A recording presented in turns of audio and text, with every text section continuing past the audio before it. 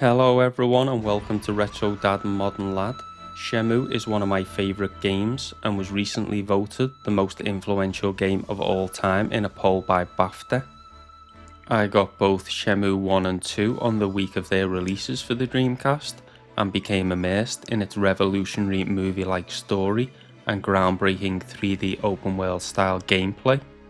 But things for Shenmue could have been very different. When completing Shenmue 2 for the Dreamcast, you unlocked the Shenmue Saturn version video that you're watching now. The game was visually stunning for the Sega Saturn and looked far closer to the Dreamcast version than most people would have expected for the Saturn.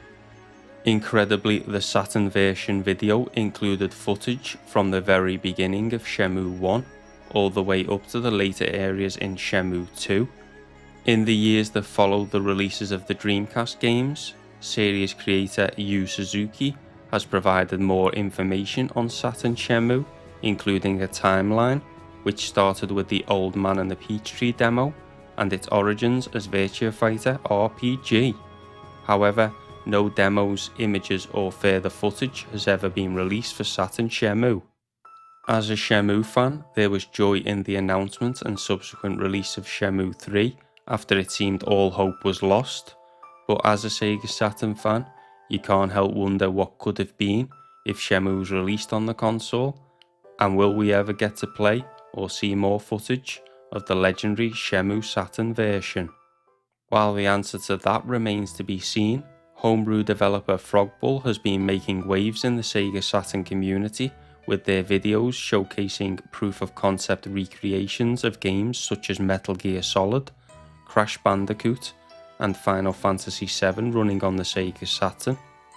Their next video really piqued my attention and showcased the Shenmue arcade in 3D running on Sega Saturn and using the Master System emulator created by VBt. The graphics looked impressive for the arcade environment and provided a good representation of what the game could have looked like on Saturn. Much to my excitement, a 3D recreation of the Shenmue Forklift Truck Racing was also demonstrated in a video, and it was announced a demo will be released for the Sega Extreme Sega Saturn Homebrew competition. So let's take a look at the demo running on real Sega Saturn hardware. I honestly never thought I would ever see a Shenmue title screen on the Sega Saturn, and it looks brilliant. The start of the game sound effects and load screen are also present, giving the game an authentic Shenmue feel. Upon starting the game, I was pleasantly surprised to see Ryo in 2D at his home area. Frogbull's videos had only showed the 3D arcade and forklift truck racing sections. This demo goes further by implementing 2D sections and a short story. This is a welcome addition and the 2D graphics work well to add story and substance to the game. I asked Frogbull about their decision to mix 2D and 3D elements for gameplay, and this is what they said. I could have just included the arcade version, but the idea of recreating the forklift race was too tempting. Then came the question, how do I connect the two? A simple menu felt too boring. That's when I thought, let's recreate Dubuita, but Dubuita without its people and atmosphere isn't Dubuita, and building it in full 3D would be a massive task. With the deadline looming, I chose a fully 2D approach to make things simpler. In my opinion, the work Frogbull and VBt have done on this is brilliant. It's important to say this is not a one-to-one recreation of Shenmue, but what it does provide is a new mini-story in 2D and two 3D area recreations of what Shenmue could have looked like on the Sega Saturn. The story pays homage to both Shenmue and Sega's history. In true Shenmue style, you need to go around talking to people to progress the story. On your travels, you will meet characters from past games, including Streets of Rage, Virtua Fighter, Fighting Vipers, and the legendary Segata Sanshiro.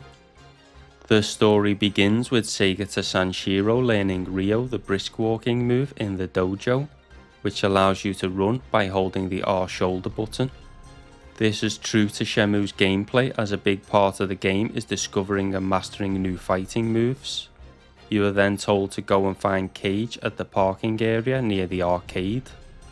The 2D version of VBt is fairly accurate to the layout of the Dreamcast version and felt instantly familiar to me as a big fan of the original. After speaking to Cage, the arcade becomes accessible and you need to play Space Harrier to progress the story. In order to play the games in the arcade, you will need to explore around VBt and the Hazuki residence to find bundles of money. The first time you enter the arcade, you can't help but be impressed with how good it looks on Sega Saturn.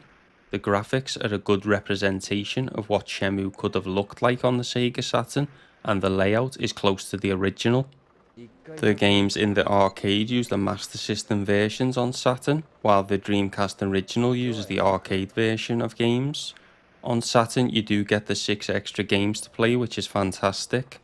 The Master System emulation is the work of VBt and has seen really good improvements over the years. When asking Frogbull what they were most proud of achieving with their Shenmue game, they said the following: "I'm really proud of the new VDP2 functions in my hybrid fork of XL2 Z-Stream engine. I'm also incredibly proud to be working with VBt. The guy deserves way more recognition from the Saturn community, not just for integrating his Master System emulator into Shenmue, but for everything he's done for the Saturn scene over the years." So let's check out some of the games. To progress the story, we need to play Space Harrier. While the Master System version has simplified graphics, it retains most of the gameplay that made the original fun to play. In my opinion, it was a very clever idea to implement VBt's Master System emulator into Shenmue Saturn Arcade, and it worked really well. Let me know in the comments which is your favourite Shenmue arcade game. This next game tests your reaction times. You need to quickly press the correct button that appears on the screen to try to get the highest score you can.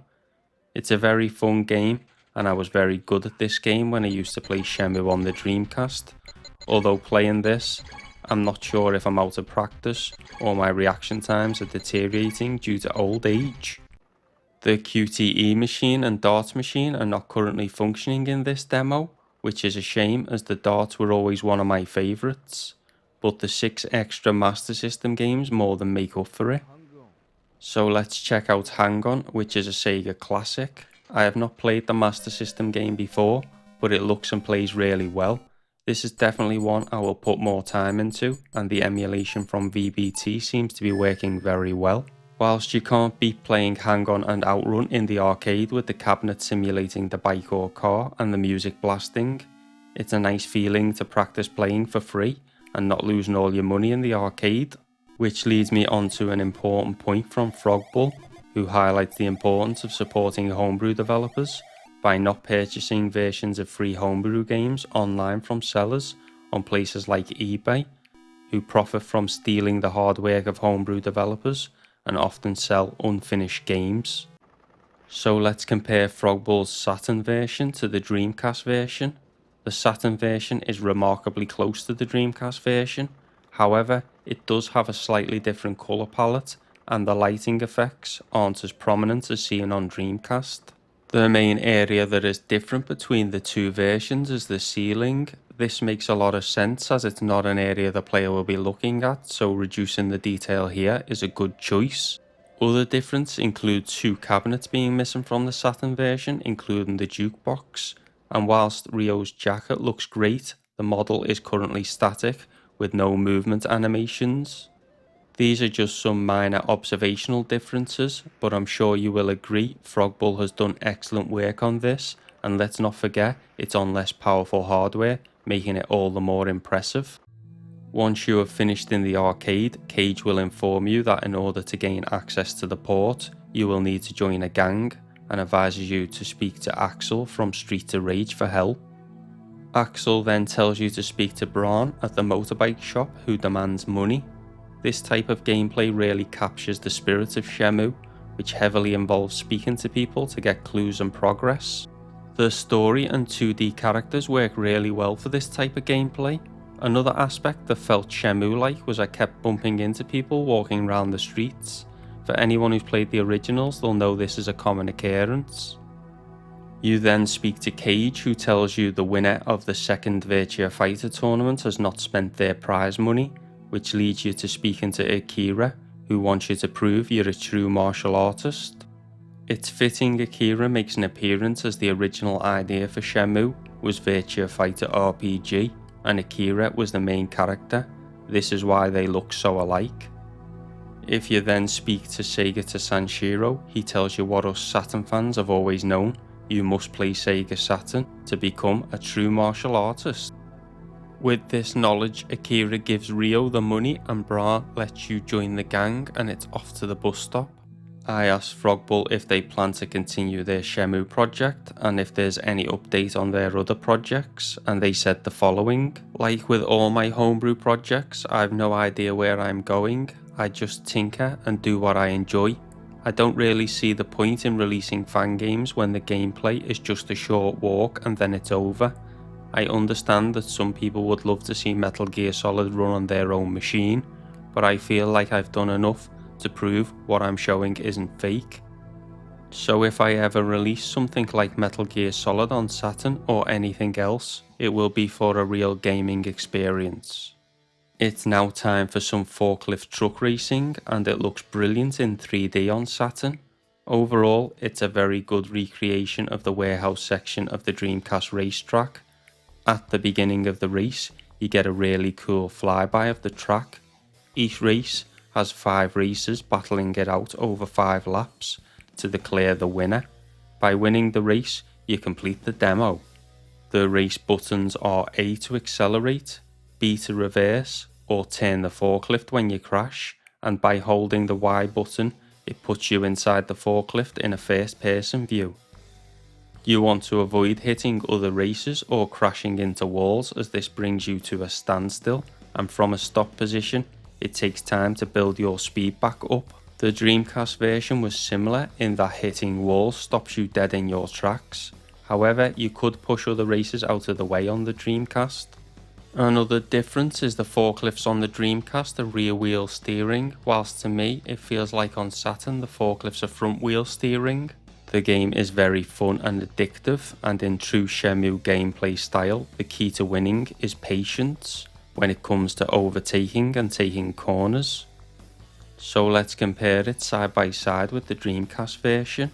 The Saturn version holds up very well in terms of all the main warehouse structures are present, with the tracks being reduced in size compared to the Dreamcast version. 2 additional crates are added to the beginning of the track. The biggest difference is when you go along the street behind the warehouses, with the railings, road and objects scaled back, which is to be expected on the less powerful Saturn. In first person view on the Saturn, you do have to hold the Y button, and it would have been good if you could just press the button and it stayed in that view. On Dreamcast you get to see some of the structure of the forklift, but this is missing on the Saturn, which again is to be expected. I really enjoy racing in this view on Saturn, and I find a race better in this view and can finish the course without crashing. While there are differences between the 2 versions, Frogbull has worked miracles with how much this Saturn version looks and feels like Shenmue. So here is the full Dreamcast track, and I've marked in blue the section used in the Saturn version. This makes a lot of sense, as the harbour and water area is very large and detailed on the Dreamcast, which would make it very challenging to reproduce on the Sega Saturn. Now, this wouldn't be a Retro Dad and Modern Lad video if I didn't discover something new. This pro tip to win and get faster times I'm calling the Modern Lad Sprint, as when you start a forklift race, the truck is slow to get going like Retro Dad, but with my tip, you will sprint like Modern Lad from the start. I first noticed this when trying to achieve a better lap time, but I thought it was something to do with pressing buttons before the race began, until I put time into testing and realised that wasn't the case. When you finish a race, if you instantly press the Z button to exit while still at full speed, when you return to the race, the game preserves your truck speed from the last race. This means you start at top speed. This gets you in front before the first turn and sets you on your way. Now, to get good times you still need to not crash and take the corners very tight, but the Modern Lad Sprint will have you off to a great start. I would like to thank Frogbull and VBt for their great work on the project, and also Frogbull for answering my questions to include in the video. Give Frogbull a subscribe on YouTube and check out the Homebrew competition at Sega Extreme. If you've liked the video, please give it a like and subscribe to my channel if you haven't already. Thanks for watching, and I'll see you soon.